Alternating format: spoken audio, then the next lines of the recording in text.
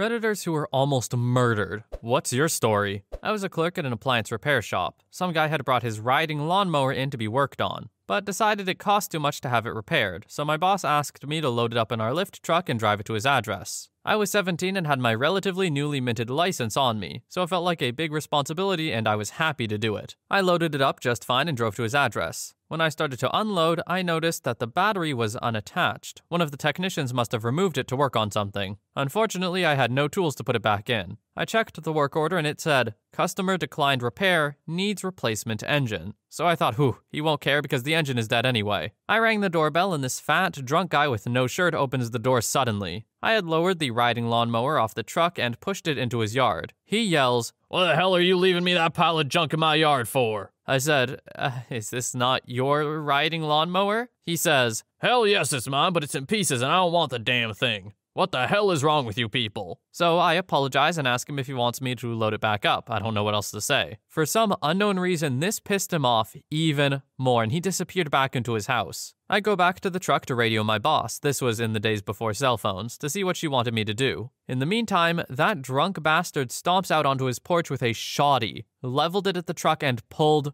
the trigger. The windshield shattered and I literally couldn't hear anything but ringing from the noise. I jumped in the truck, started it up, put it in reverse, and floored it out of his driveway, almost going into the ditch on the other side of the road. He fires again, this time hitting the passenger side of the truck near the door, blowing the shrapnel into the cab of the truck, which hit my leg and cut me a bit. I flew back to work faster than I had ever driven before, called my mom and dad, and told my boss I was never coming back to work there again. The cops came and took my statement, arrested the idiot, and I had to testify against him a few months later, despite desperately never wanting to see him again. He only spent about 6 months in prison for it. Luckily, by the time things were settled, I had moved away to college and didn't have to worry about him anymore.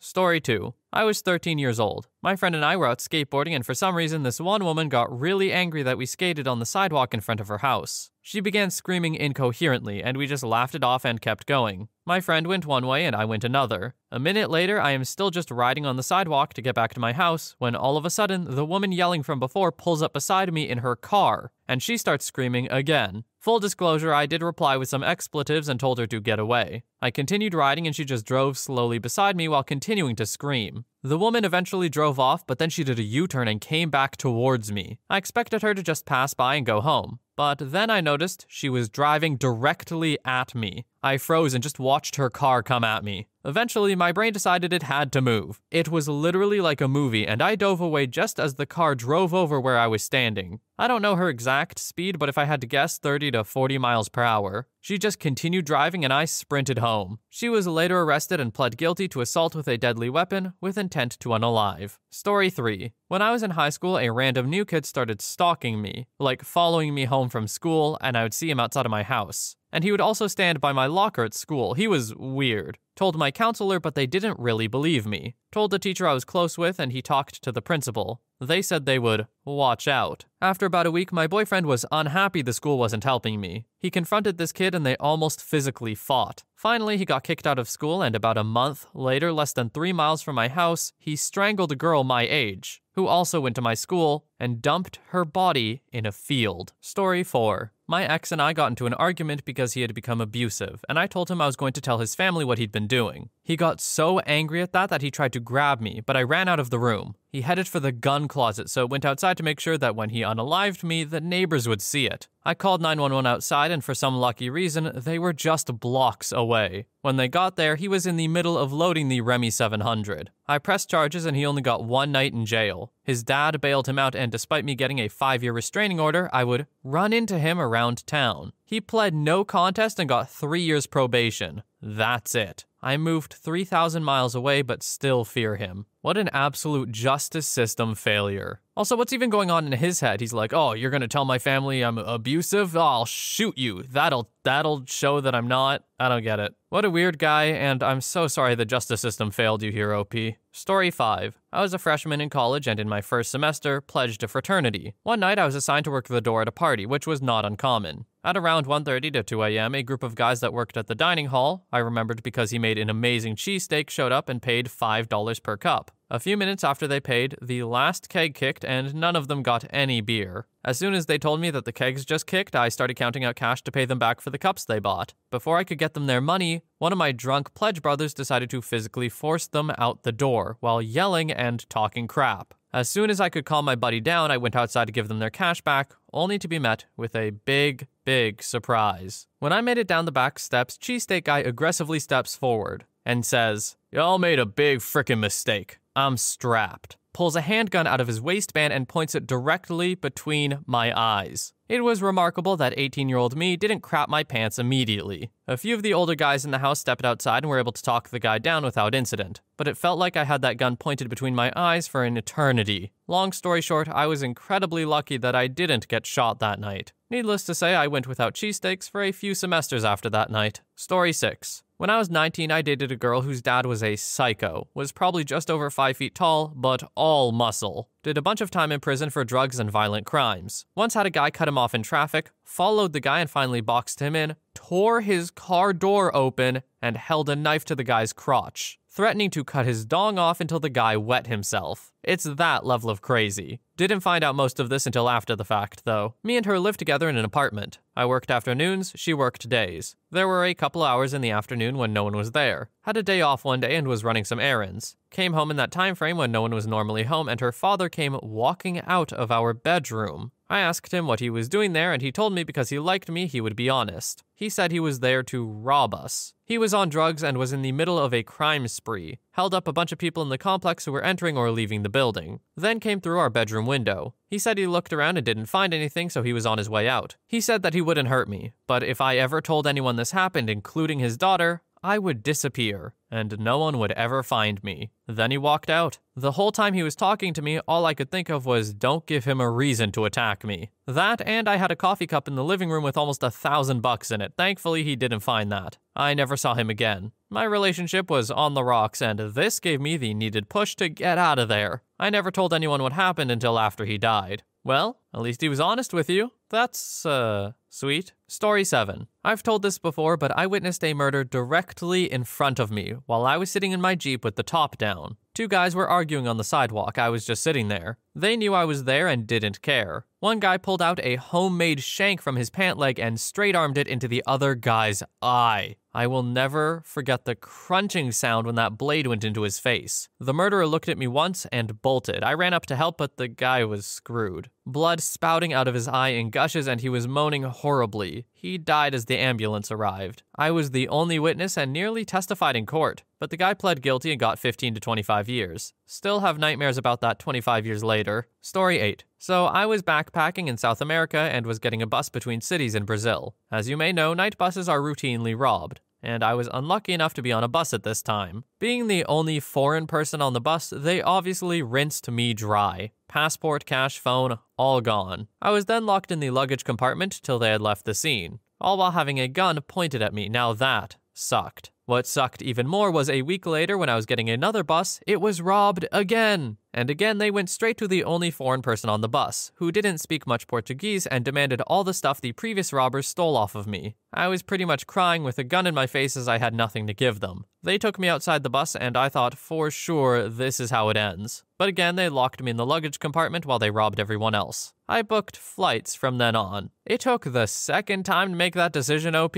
Like, I get it. The first time it happens, you're like, oh, yeah, I never thought it would happen to me. But after the first time, come on. Story 9. I was working at a gas station. It was at night and slow, so I was sitting in the office watching TV. All of a sudden, one guy comes in behind me and another guy comes in front of me. Guy in front says, "Don't get up." I give him the wad of cash from my breast pocket and then the money from my front pocket. They rush out back into the darkness. I stay put, just like the guy said. Then I call the owner. The car pulls up to get gas. I tell them they need to pay by credit card or exact change because I just got robbed. Then I reach up to touch my neck. It was bloody. The guy in the back was holding a knife to my throat. Story 10. This is my aunt's story, but it's too good not to share. My aunt was almost unalived by the famous serial murderer, Michael Swango, the killer doctor. She worked as a unit secretary at the ward he worked in regularly, and they knew each other well. Part of his routine was poisoning people he worked with, and he admitted after he was caught, he was planning on getting her too. But his coworkers got suspicious of him and he left town before he had the chance. Story 11. I was getting screamed at by my ex as usual. I don't remember what I said or did, but he grabbed my arm and pulled me off the couch. He started hitting me, not the first time. I had never seen him so angry, and I'd long since taught myself to not react and give him the feeling of having power over me. If I didn't cry, he would eventually get bored and stop. Next thing I know, he pushes me up against the wall and wraps his hand around my throat.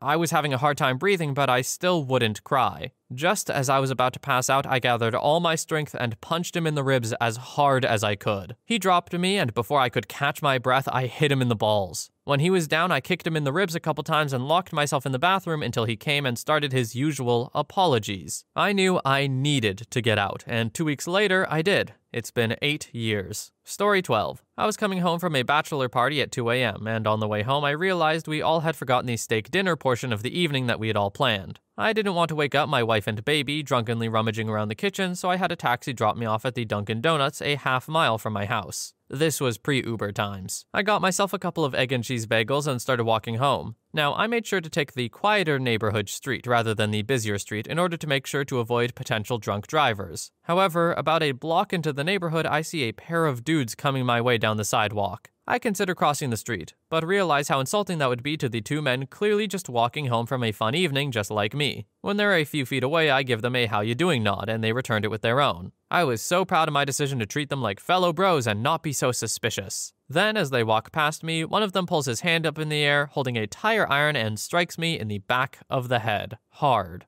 I fall into the street from the impact but remain conscious. One holds my arms down while the other climbs on my legs and starts rifling through my pockets. I tell them to take what they want, and they tell me to shut up or they will end me. Then they ask me where my wallet is, and when I tell them which pocket it's in, they tell me to shut up or they'll end me again. They took my wallet, phone, and watch, and then kicked me a few more times in the head and then took off. I was bleeding and super concussed and without a phone at 2:30 a.m. There was no way I could make it home on my own. I saw a house nearby where the flickering light of a TV could be seen in an upstairs bedroom, and I crawled over. I pulled myself up onto the porch and leaned against the door and knocked and hollered for help. The homeowner was rightfully scared and didn't want to open the door at that hour for a stranger who wouldn't even stand up to be seen through his front door's viewfinder. I was feeling very faint at this point and was covered in blood from the head wound, but convinced him to call 911 and get an ambulance. I also asked if he could call my wife. At that point, he seemed to be more confident that I was not trying to trick him. He offered me a cordless phone through a chained door. He said he wanted to help, but I needed to stay out on the porch because he had just redone his floors and I was bleeding way too much. When the EMTs arrived, they decided they should take me to the better hospital instead of the one a few blocks away. But the route to the other hospital required several blocks of driving on cobblestones. An experience I would not recommend to any concussed individual strapped to a gurney in the back of an ambulance. I needed 24 staples in my head, and the doctors all told me I was lucky to have survived such a massive blow to the head with a blunt object. But the sad part? I never actually got my egg and cheese bagels. Story 13. I was staying at the Extended Stay America in Brooklyn Center, Minnesota in the summer of 2018. Had my dog outside to go to the bathroom, and as I was walking her back inside, a car pulls up and stops. Just before I can open the door, I hear, "Hey, nice dog." I turn around and see some dude step out and literally pull out a knife. I don't say a word. Tell my dog to jump, grab her mid-jump, run inside, and slam the door shut, breaking the lock into the engaged position in the process. The building was, and still is, incredibly worn down, and barely held together with toothpick-level materials. I wind sprint to my room and unlock the door with the card key. Just as I walk in, I look out the exterior window in the hallway and see the dude actually looking into the building to presumably see which room I'm staying in. I get into my room, lock the door behind me, call the front desk, and simply say that the back door to the building's lock is busted. Oh, and that also some dude in the back area parking lot is walking around with a knife. I just heard the clerk say, "Again? Alright, I'll call the police in." Story 14. When I was young, maybe 4 or 5 years old, my family lived in a small town of about 1,200 people. It was mostly a farming town. My dad was the manager of the only bank in town. A farmer missed some payments on a loan, so the bank foreclosed and took his farm. This farmer apparently blamed my father personally, so he went to the bank with a rifle and threatened my father. My father talked to him, cops were called, and the farmer was arrested and arraigned. Bail was posted for the farmer, so he was released from jail. A few days later, my family was eating dinner and we heard a truck pull up and park in front of our house. It was a really quiet street in a small town, so my father went up to the front window to see who pulled up. It was the farmer, and this time, He had a shotgun. He walked right up to the front door and knocked, and my family busted ass out the back door and ran to a neighbor's house. Our front door was unlocked, so he could have opened it and blasted us all, but I guess he didn't think to check it. Cops were again called and the farmer was arrested again. My family spent the next week or so in a hotel a few towns away, until it was assured that the farmer would be in jail without the possibility of bail. Story 15. My ex-stepfather is bipolar. After my mom left him, he had another manic episode. He broke in and pulled a gun on us, told me to go to my room and not to call the police. I was 11. I called the police. When they pulled up, he shot through the door to my bedroom and emptied the clip. I had already grabbed my cat and was outside under the deck. I am just glad he shot the door and not my mom. My half-sister was born later that year. At her funeral, he showed up and kept trying to talk to me. He couldn't understand why I refused. He was never charged and has no memory of the incident. He spent a weekend at a mental hospital and then was released to go to work as a teacher. I don't understand how all this was ignored and he was considered an upstanding teacher and person. Story 16. I was about 18, female, and just moved to the city for university. Driving near downtown and I see police lights behind me. I pulled over and a man in plain clothes gets out of an unmarked car. And when he's close to my window, I see another man getting out of the passenger side, also in plain clothes, walking up to the other side of my car. I freaked out and floored it out of there. I think I ran over their foot. Then I went the wrong way down several one-way streets and ended up driving an hour away in one direction because I was afraid they would follow me. I called the police to make sure they hadn't actually pulled me over, which they hadn't. They never found the guys. Story 17. Probably too late to the party, but I'll give it a go. Was a firefighter for 15 or so years. As a rookie, I responded to a smell of natural gas call. Fairly calming call. Usually just stand around with the lights flashing until the gas company shows up. To this day, it is still the most gas, volume-wise, I've experienced in a residential setting. Could smell gas from the cab of the engine from 5 blocks out. Anyway, long story short, 2 of us, firefighters and 2 cops, ended up making entry into the residence the gas appeared to be coming from. We were able to wedge open the basement entry garage doors, old school flip-up style doors. 4 of us marched single file into the dark garage to a door in the back corner that led into the basement. The only gear I had on was my boots and bunker pants. It was hot outside. Anyway, the amount of gas in the garage was almost overwhelming. The door into the basement had a glass window, and the lead officer was using his flashlight to look around inside as he opened up the door. Right as the lead officer was yanking the door open, he spotted someone inside and started yelling. We all rushed in, and it was dark and really humid, crazy amount of natural gas. Could hear it hissing in. I think I was third in line. Only got maybe 3 steps in before colliding with the 2 officers in front of me who had stopped up short. I remember the lead officer just plainly stated in a kind of defeated tone, "He has a lighter." Definitely one of those moments where 3 or 4 seconds feels like an eternity. But sure enough, in the back corner of this basement, slumped over in a ratty old recliner, was a middle-aged, skinny dude with an orange Bic lighter. And that jerk flicked that thing at least twice while I was looking at it. I assume he had flicked it once or twice before, which is what caught the officer's attention. Anyway, the 4 of us just kind of stood there like idiots, staring at this dude in his recliner for what felt like forever, waiting for the inevitable explosion. I remember distinctly wondering how big of a crater was going to be left behind. Obviously, nothing happened. Once our fight or flight worked its way out, the 4 of us collectively kind of bum-rushed the dude. He didn't put up much of a fight, and I was surprised to find him nearly unconscious. We had to carry him out. Dude had busted open the main gas line feeding his house where it entered his basement. He had left a note and everything. He was completely unconscious for the ride to the hospital. Medics stuck an NPA in and I bagged him the entire way, and I'm not sure if he intended to try and take others with him either. I actually think the concentration of gas was too high, above the UEL of natural gas, which I think is around 15%. The basement, or at least the area immediately around the recliner, was essentially flooded with too much fuel and not enough O2 to ignite. I was definitely a little lightheaded after spending what was likely less than a minute in the basement. Learned a lot of valuable lessons that day that I tried to pay forward. It is very lucky that no one in that neighborhood smoked, because I can only assume it would have gone kaboom. Plenty of O2 out in the open air. Very lucky for everyone involved in that though. I'm glad that it seemed to go without incident.